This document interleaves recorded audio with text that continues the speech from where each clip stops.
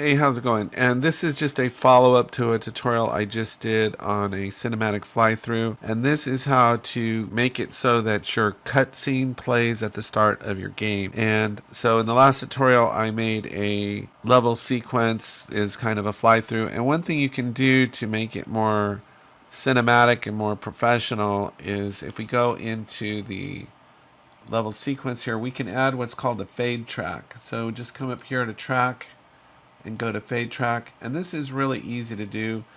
0 means you can see, and then 1 is the fade out. So in the beginning we want to have a fade in. So what I'll do is on the fade track here, make sure I'm on the first frame of my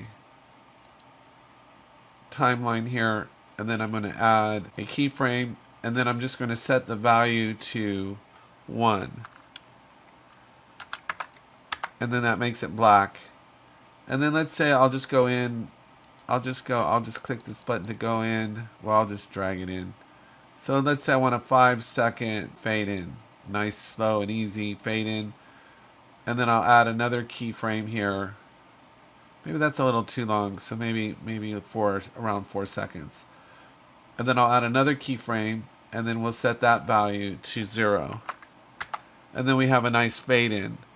And then what I'll do is about 4 seconds before it's over, maybe at the 27-second mark or so, somewhere in there, you can set it to however you want it.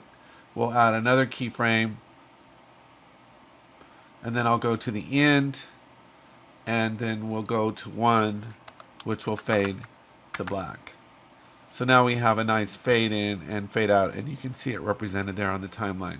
So I just wanted to share that with you, adding the fade track. Now what we want to do is we want the cutscene to play when our game starts. So what we're going to do is, I'm going to go ahead and close the sequencer because we don't need it. I'm just going to fly over here somewhere on the land. So I can put my stuff.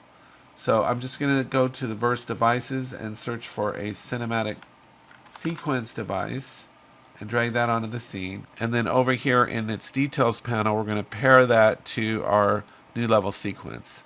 And that's all we have to do. It's showing black because that's the fade in. And then what we're going to do is we're going to create a little verse code. And this is so simple and easy to do, but gives you so much control. And this is showing you the power of verse. Is we're going to left click, right click, add a new verse device. And I'm just going to call this my intro or something because I have a couple other verse files already. And we'll go create and save. And then let me clear the search bar here. Go into my content folder here and double click into here. And it's my intro here. We'll double click into this. And here's our verse code. This couldn't be easier to do. I'm going to delete this code because we don't need it. The first thing that we're going to do, and remember in verse you don't use tab, you indent 4 spaces. So 1, 2, 3, 4. And I can hit enter though to make a little space. 1, 2, 3, 4 again. And we're going to call this my cine device colon, and it's a cinematic sequence device. It's right there. Hit equals. Do it again. Cinematic sequence device, and then curly brackets there.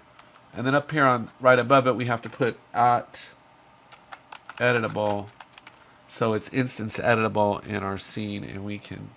Now this is really simple to do. I'm going to go ahead and we're going to go my cine device, and all we have to do to trigger our cinematic device. Oops, that didn't go the way. Cinematic underscore sequence device. There we go. Is dot play parentheses, and that's all we have to do. And if you want to know what other commands you can do, is you hit control and just go to the hyperlink, and it shows you all the things that we can control through verse code on our cinematic sequence device. So that's awesome. So we are essentially done. Just that little bit of code, that's all we had to do. Basically 3 lines of code, 2.5 lines of code. And now we have complete control on begin play of our cinematic sequence device. So we go to verse and build the verse code. And then we have to drag our verse device into the scene. And then once it's in there, we just have to pair it to our cinematic sequence device. And then all we have to do is push those changes. My system is really sluggish today for some reason. So we'll just push those changes and then I'll be back to see if it works. Okay, we're back, and if this works, when I hit start game, the sequence or the cutscene should start playing. So let's see if that's what happens.